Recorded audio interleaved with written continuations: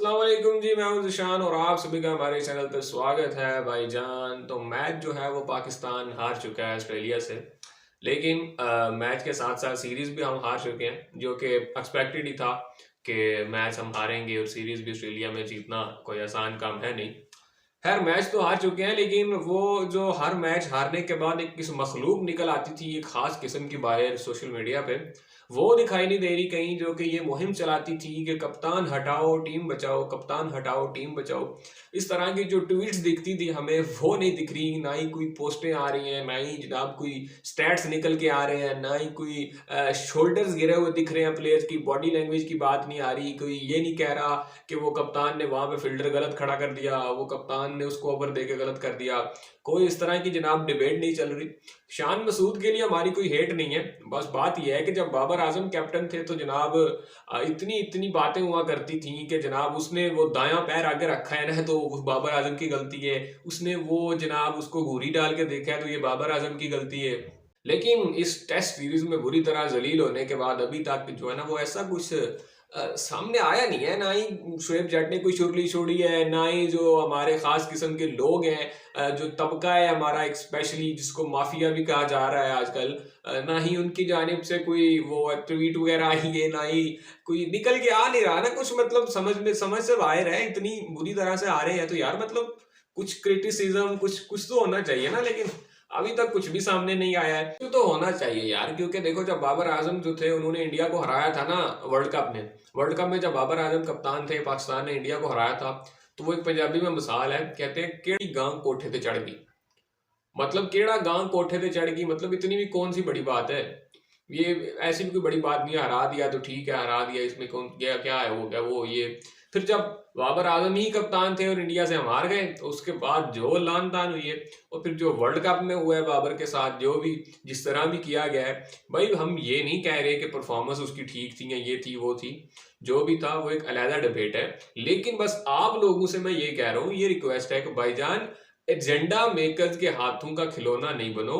ये लोग प्रोपेगेंडा करते हैं, इनका काम ही यही है, इनकी रोजी रोटी इससे चलती है। ये शुएब जट हो गया, ये दूसरे इसके जैसे लिफाफा जो जर्नलिस्ट हैं, इनका काम यही है। इनके अलावा इनकी इनकी जो रोटी पानी है ना वो इसी से चल रहा है भाई। इनको तो पैसे मिल रहे हैं इस काम के। आप क्यों जो है ना वो इनके हाथों का खिलौना बन के जनाब मुहिमें चला रहे हो, सोशल मीडिया पे कमेंट्स में लड़ रहे हैं लोग, ये हो गया वो हो गया। और उसके बाद जी एक आउट हुआ है जी आज मोहम्मद रिजवान का। पाकिस्तान का मुकाबला ऑस्ट्रेलिया, चौथे दिन का खेल जारी था, तो रिजवान एक बड़ा क्रूशियल मोमेंट था जब मैच जो है वो बिल्कुल फंसा हुआ था।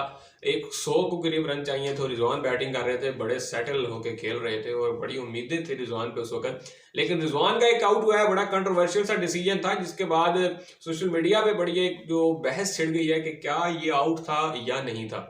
लेकिन अब मुझे तो जो जहां तक मुझे लग रहा है कि ये नॉट आउट था। अगर हम रूल्स की देखें, जहां तक हमारी जो नाकस इल्म है, हमें जितना पता है वो यही है, क्योंकि ये जो रिप्ले था दिखा रहे थे उसमें बार बार वो यहाँ से यही दिख रहा था कि जो बॉल है ना वो कलाई पे लगी है रिजवान की, ग्लव पे नहीं लगी है। क्योंकि हुआ ऐसा है कि जो बाउंसर था उसको लीव करने के लिए रिजवान एक ऑकवर्ड तरीके से उसको लीव करना चाहा है, लेकिन जो गेंद है वो उनको कलाई को लग के गई है कीपर के पास। कीपर ने अपील की, ऑन फील्ड अंपायर ने आउट दे दिया। थर्ड अंपायर के पास फैसला गया, रिव्यू ले लिया गया, तो थर्ड अंपायर ने कहा कि भाई जो ऑन फील्ड अंपायर का फैसला है मेरा भी वही फैसला है, क्योंकि मुझे कुछ समझ नहीं आई है। जबकि रिजवान बार बार ये बोल के बता रहे थे कि जो बॉल है वो मेरी कलाई पे लगी है, मतलब बाजू पे लग के गई है। वो दिखा रहे थे इशारा करके भी कि ये बॉल मेरी कलाई पे लगी है, मुझे टच नहीं हुई ये बॉल। लेकिन फैसला वही होता है जो अंपायर का होता है। लेकिन उसके बाद सोशल मीडिया पे एक अजीब किस्म की बहस छिड़ गई है कि क्या कलाई पे बॉल लग के जाए कीपर के हाथों में तो वो आउट होता है या नहीं। तो जनाब इस पे बहुत सारे लोग जो है वो स्क्रीनशॉट वगैरह शेयर कर रहे हैं। अभी मैं आपको एक स्क्रीनशॉट दिखाता हूँ। भाईजान यहाँ पे साफ साफ लिखा है कि in cricket the wrist band is not considered a part of the glove. कि जो रिस्ट पे आप बैंड पहनते हो, मतलब कलाई पे आप वो बैंड जो पहना होता है, जो रिजवान ने पहना भी होता है अक्सर खेलते हुए, तो वो जो होता है वो ग्लव का पार्ट नहीं होता, बल्कि वो अलहदा है। मतलब ग्लव वही है जो हाथ है, हाथ से पीछे जो ग्लव की जहाँ पे आपको ग्लव के ना बंद होता है चेपी सी, वो भी ग्लव का पार्ट नहीं होता अकॉर्डिंग टू रूल्स। अगर आप रूल्स की माने, if the ball hits the wrist band of the batsman they can not be given out. According to the rules, the ball must make contact with the glove itself for the batsman to be given out। मतलब clear clear लिखा है कि जो out है वो इस तरह नहीं होता है जब तक गेंद ग्लव पे ना लगे। अब मुझे नहीं पता आईसीसी का रूल बुक में क्या है, क्योंकि अगर आईसीसी का रूल बुक में कुछ हो रहा है तो गूगल झूठ बोल रहा है, फिर मतलब गूगल तो अब झूठ नहीं बोलेगा यार, कम से कम वो तो वही बात बताएगा ना जो लिखी हुई है।